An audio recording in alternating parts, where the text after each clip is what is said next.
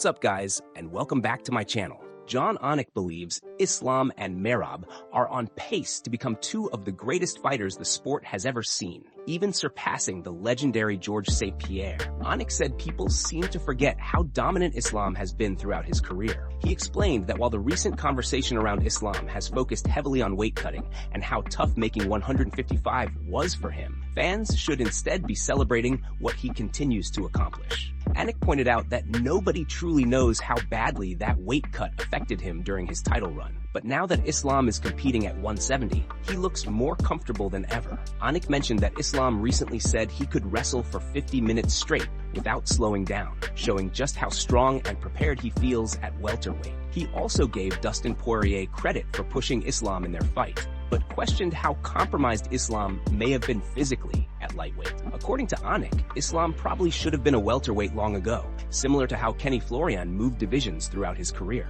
Anik then shifted to Merab, saying his trajectory is absolutely pointing toward all-time greatness. He believes Merab has the pace, cardio, and relentless style needed to eventually surpass GSP if he continues winning and defending at the highest level. Anik emphasized that Merab is already building a resume that could go down as one of the most impressive in MMA history, and his unique pressure makes him a nightmare for anyone in the division. He added that both Islam and Merab deserve far more praise than they get because they are showing qualities rarely seen in the modern era. For Anik, these two fighters are not just dominant right now, but are genuinely carving a path toward becoming the next true GOATs of MMA. And before we continue, make sure to leave a like on the video and subscribe to help support the channel.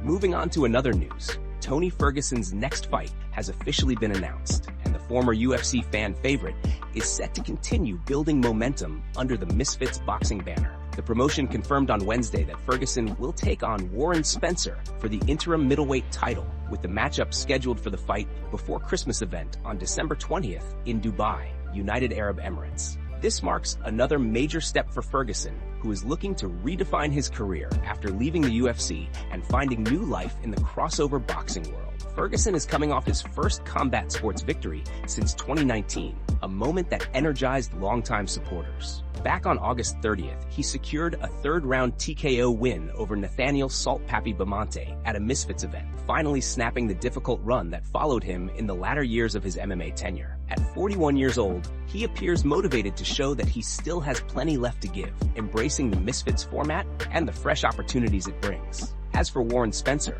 he enters this matchup with 4 boxing bouts on his record, including 3 exhibitions and 1 professional fight. While he has limited high-level experience compared to Ferguson, he remains eager to prove himself on a big stage. However, his most recent outing was a rough one, as he was submitted in just 15 seconds by Dylan Danis in an MMA bout on August 30th. Despite that setback, Spencer now has a chance to redeem himself, and the interim title adds even more weight to the showdown. This matchup sets the stage for an interesting clash of styles, experience, and desire, with both men looking to reshape their paths in a rapidly growing crossover combat scene. Moving on to another news, concerns are rising for Arman ahead of his upcoming fight, after Khamzat flew out to Qatar to support him during his weight cut. Several videos surfaced showing Khamzat closely assisting Arman through the final stages of the process. In one clip, someone can be heard saying that Arman still weighs 159 pounds, which immediately worried fans online. With ceremonial weigh-ins scheduled for 10 a.m. Eastern Time tomorrow,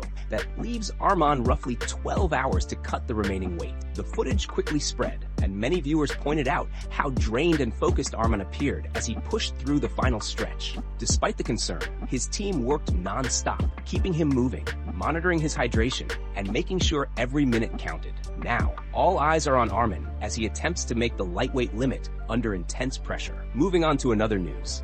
Garry has gone off on Kamaru Usman while discussing the future of the welterweight division and who truly deserves the next title shot. Ahead of his fight against Belal Muhammad this weekend at UFC Qatar, Garry made it very clear that he believes a win, especially a knockout, should put him directly in line for a shot at the belt. He isn't buying into the idea of Usman being next, and he certainly isn't shy about saying why. Garry argued that Islam Makhachev is showing interest in fighting Usman only because he sees him as an easy matchup, a name that still carries weight, but no longer poses the same threat he once did. He said that Khabib and his team are incredibly smart when it comes to picking fights, building narratives, and choosing opponents who benefit them stylistically. In his view, this is just another example of strategic matchmaking that favors Islam rather than challenges him. He went even further, saying Kamaru Usman is irrelevant in today's welterweight landscape. He apologized for the language, but doubled down on the message, pointing out that although Usman was once arguably the best welterweight of all time,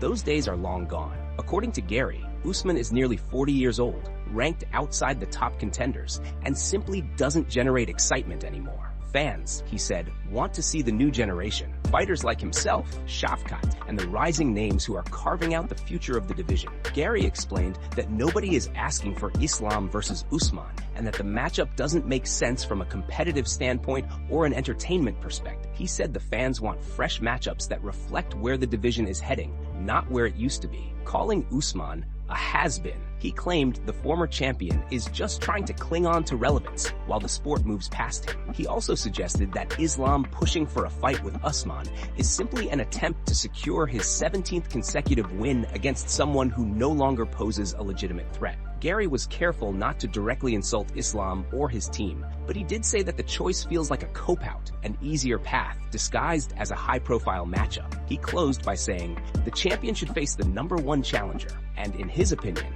Usman isn't anywhere close to that position. According to Garry, the division has evolved, and it's time the title picture reflects that evolution. Moving on to another news, Colby Covington has shared his thoughts on Leon Edwards after Edwards' recent loss to Carlos Prates. And he didn't hold back. Speaking with Helen Yee, Covington said he genuinely believes Edwards should consider retiring at this point in his career. He explained that, in his view, Edwards no longer shows the same fire or determination that once made him champion. Covington claimed that when they fought, he helped Edwards earn the biggest payday of his career. But ever since then, he feels the hunger simply hasn't been there. Covington said the defeat to Prates looked like a sign that Edwards' spark is fading, and he suggested that stepping away from the sport might be the best move for him. He added that there is nothing wrong with retiring when the passion disappears, and that Edwards has already accomplished a great deal. According to Covington, it might be time for him to explore something new outside of fighting. Moving on to another news. Belal Muhammad is fired up and fully locked in ahead of his fight with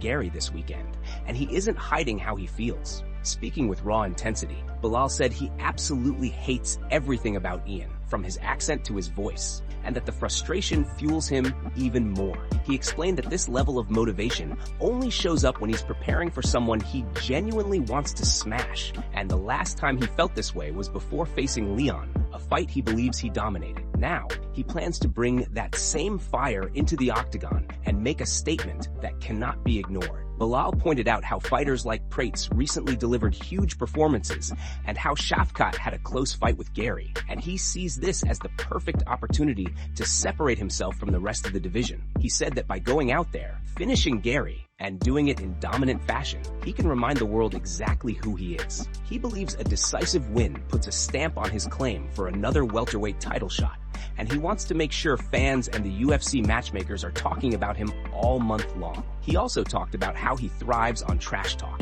Growing up in Chicago, Belal said he's dealt with it his whole life, and it only sharpens him. He admits he would rather face someone who talks than someone silent, because when a fighter is quiet and respectful, he has to manufacture a reason to hate them. With Garry, he joked, it's not difficult at all, saying everybody hates him, making this build-up even easier to embrace. Belal also could jab at Garry's fighting style, saying if he were allowed to wear running shoes, he'd put them on just to catch him. He accused Garry of running a lot, circling excessively, and avoiding exchanges. His plan is simple: cut him off, find him, and not let him off the hook. He insisted the finish has to be loud, undeniable, and something that forces the entire division to acknowledge his presence. Closing out his thoughts, Belal said he wants to deliver the standout welterweight performance of the month, the kind that puts his name at the very top of the conversation. He believes this is the moment to remind everyone that he is still one of the most dangerous fighters in the division, and he intends to prove it with a bang. Moving on to another news. Kamaru Usman has revealed a shocking moment from his past training sessions, admitting that he was knocked out in sparring long before the famous head kick loss to Leon Edwards. On a recent episode of The Daniel Cormier Show, Usman opened up about the only other time in his entire career that he had ever been dropped that badly. He explained that it happened during a hard training session with Michael Johnson, who at the time was just 3 weeks out from a fight and in incredible shape. Usman said that he had taken about 2 weeks off after one of his own bouts, then jumped straight back into sparring without easing in. Michael Johnson, known for his blazing speed, sharp timing, and ability to overwhelm opponents with quick combinations, was fully dialed in that day. Usman described going a full 5 minutes with him, pushing through the intensity. But as the round went on, Johnson continued to pour on the pressure. Toward the end of the session, Johnson landed clean and sat Usman down hard, sending him falling backward and landing awkwardly on his arm. Usman even revealed that there is a video of the moment, something he still has to this day. He mentioned that Rashad Evans also has a copy tucked away somewhere, and that Rashad never hesitates to remind him about it. Usman joked that it is probably the reason he never gets too out of line around Rashad, because if he did, that clip might just magically surface online. He said he is surprised the video has not leaked yet, especially considering how fast things spread in today's world, where clout chasing and viral moments dominate social media. Usman believes that if Rashad was not genuinely his brother and someone who cares about him, the footage would have been out instantly, especially after he became champion. He noted that the moment itself also highlights just how gifted Michael Johnson was. Even back then, despite being a skinny, lighter-framed fighter, Johnson's mix of speed and power made him dangerous for anyone, and he had the ability to put it on you in a way most training partners couldn't. Usman wrapped up the story by emphasizing that the experience served as a reminder of the high-level talent he trained with throughout his career and how even great fighters can get caught on the wrong day. Moving on to another news, things got heated fast at UFC Qatar when Alex Pereira suddenly confronted Bisping, and this wasn't the calm, chilled Alex fans are used to seeing. He walked straight up to Bisping, stared him down, and the tension jumped instantly. According to Bisping, the energy felt completely different, like Alex had been waiting for the right moment to say something. Then Alex's coach, Plinio Cruz, stepped in and added fuel to the fire by taking direct shots at Bisping, making the whole situation escalate even quicker. All of this traces back to Bisping's comments after Pereira lost the belt to Ankalaev at UFC 313. Bisping had questioned Alex's mentality, saying he looked flat, showed no urgency, and didn't seem hungry in that fight. Clearly, Alex didn't forget those remarks. Ever since that loss, he's had tension toward Bisping. And this moment in Qatar was the first time he let it show publicly. And honestly, Bisping wasn't wrong about that first fight. Alex did look off, almost disconnected. But in the rematch with Ankalaev, he came back like a completely different fighter, bulldozing his way through and giving Ankalaev no chance at all. Now, Pereira is expected to face either Carlos Ulberg or the winner of Aspinall and Gain in 2026. Bisping later explained what happened from his perspective. He said that on Thursday night, he and Rebecca were walking back to their hotel after dinner. As they approached the entrance, he noticed Alex standing outside with his translator and coach, Plinio Cruz. Bisping walked over, greeted him with a friendly, "Hey champ, good to see you," and shook his hand. But Alex just stared at him like he wanted to kill him. Bisping immediately thought that maybe Alex had seen some of his analysis and didn't like what he'd said. Then Plinio Cruz jumped in with a firm handshake and a bit of attitude, and Bisping could tell the vibe wasn't friendly. He tried to lighten the moment with a little joking around, saying he was heading to bed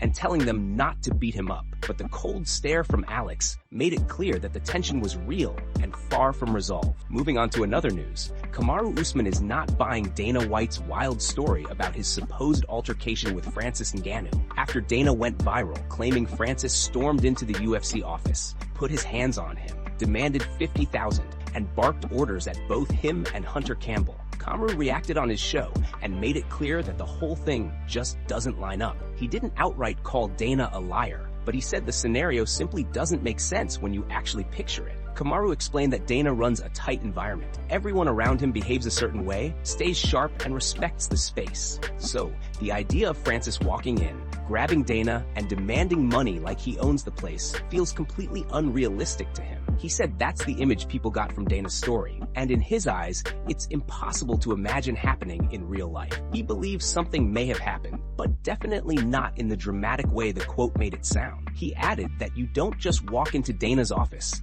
put hands on him, and start giving commands to him and Hunter. The entire situation, as described, just doesn't match how the UFC operates internally. Kamaru emphasized that he's not accusing anyone of lying, but he's confident it didn't go down the way the public was led to believe. Meanwhile, in a recent appearance, Dana broke down his thoughts on how fighters are supposed to earn their money. He said fighters should focus on performing, building their names, and capitalizing the right way, not by storming into offices asking for bonuses. Dana then compared Conor to Ali when it comes to mental warfare and the ability to talk up a fight. He said Conor is one of the rare athletes who used fighting to elevate himself to a place where he could make huge amounts of money outside the octagon. Very few fighters have built that kind of brand or had the ability to turn their success into opportunities beyond fighting. Dana explained that most fighters throughout history made nearly all their money inside the cage, maybe with a sponsorship or two on the side, but nothing close to what Conor has achieved outside the ring. According to him, nobody has done it on the same level, and that's what makes Conor such a unique figure in the combat sports world.